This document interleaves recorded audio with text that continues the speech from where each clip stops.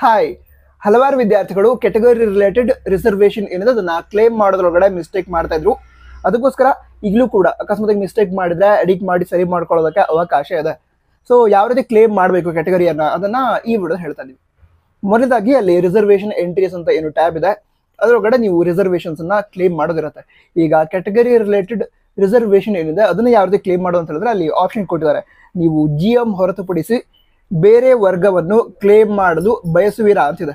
ಅದೇ ಇಂಗ್ಲಿಷಲ್ಲಿ do you want to claim category other than GM ಅಂತ ಇದೆ. GM ಅಂತ ಹೇಳಿದ್ರೆ ಜನರಲ್ ಮೆರಿಟ್ ಅಂತ. ಈಗ ಯಾವ್ದಾದ್ರು ವಿದ್ಯಾರ್ಥಿಗಳು ಜನರಲ್ ಮೆರಿಟ್ ವಿದ್ಯಾರ್ಥಿಗಳಾಗಿದ್ರೆ ಅವ್ರು GM ಹೊರತುಪಡಿಸಿ ಬೇರೆ ಕೆಟಗರಿನ ಕ್ಲೇಮ್ ಮಾಡೋದಕ್ಕಾಗಲ್ಲ. ಅವ್ರೇನ್ ಮಾಡ್ತಾರೆ, ಬೇರೆ ಏನು ವರ್ಗವನ್ನು ನಾನು ಒಳಪಟ್ಟಿಲ್ಲ ಅಥವಾ ಜನರಲ್ ಮೆರಿಟ್ ಆಗಿರ್ತೀನಿ ಅದಕ್ಕೋಸ್ಕರ ಅಲ್ಲಿ ಇಲ್ಲ ಅಂತ ಸೆಲೆಕ್ಟ್ ಮಾಡ್ತಾರೆ. ಯಾರು? ಜನರಲ್ ಮೆರಿಟ್ ವಿದ್ಯಾರ್ಥಿಗಳು. ಅದೇ ಈಗ ಬೇರೆ ಕೆಟಗರಿ ವಿದ್ಯಾರ್ಥಿಗಳು ಇದ್ರೆ SC ST ಅದೇ ರೀತಿ OBC 2A 2B 3A 3B ಈ ರೀತಿ ಕೆಟಗರಿ ವಿದ್ಯಾರ್ಥಿಗಳಿದ್ರೆ ಅವ್ರೇನ್ ಮಾಡ್ಬೇಕು ಅಂತ ಹೇಳಿದ್ರೆ GM ಹೊರತುಪಡಿಸಿ ಬೇರೆ ಕೆಟಗರಿನ ಕ್ಲೇಮ್ ಮಾಡ್ಬೇಕಲ್ವಾ. ಈಗ ಅವರು SC ST ಆಗಿದ್ರೆ ಅದನ್ನು ಕೂಡ ಕ್ಲೇಮ್ ಮಾಡಬೇಕು. OBC ಆಗಿದ್ರೆ ಅದ್ರೆ ಬ್ಯಾಕ್ವರ್ಡ್ ಕ್ಲಾಸ್ ಡಿಪಾರ್ಟ್ಮೆಂಟ್ ಅಂಡರ್ ಬರ್ತಾ ಇದ್ರೆ ಅವರು ಕೂಡ ಏನು ಕ್ಲೇಮ್ ಮಾಡಬೇಕು.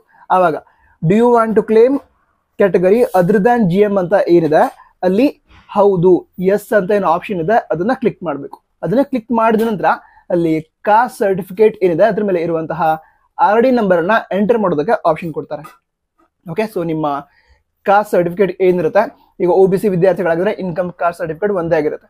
ಅದ್ರ ಮೇಲೆ ಇರುವಂತಹ RD ನಂಬರ್ ಏನಿದೆ ಅದನ್ನ ಅಲ್ಲಿ ಎಂಟರ್ ಮಾಡೋದಕ್ಕೆ ಏನು ಆಪ್ಷನ್ ಕೊಟ್ಟಿರ್ತಾರೆ ಅಲ್ಲಿ ಎಂಟರ್ ಮಾಡಿ ವೆರಿಫೈ ಅಂತ ಕೊಡಬೇಕು. ಈ ರೀತಿ ಸರಿಯಾಗಿ ಕೆಟಗರಿಯನ್ನ ಕ್ಲೇಮ್ ಮಾಡೋದು ಇರುತ್ತೆ. ನಂತರ ಎಡಿಟ್ ಮಾಡೋದಕ್ಕೆ ಈಗಲೂ ಕೂಡ ಆಗತ್ತೆ.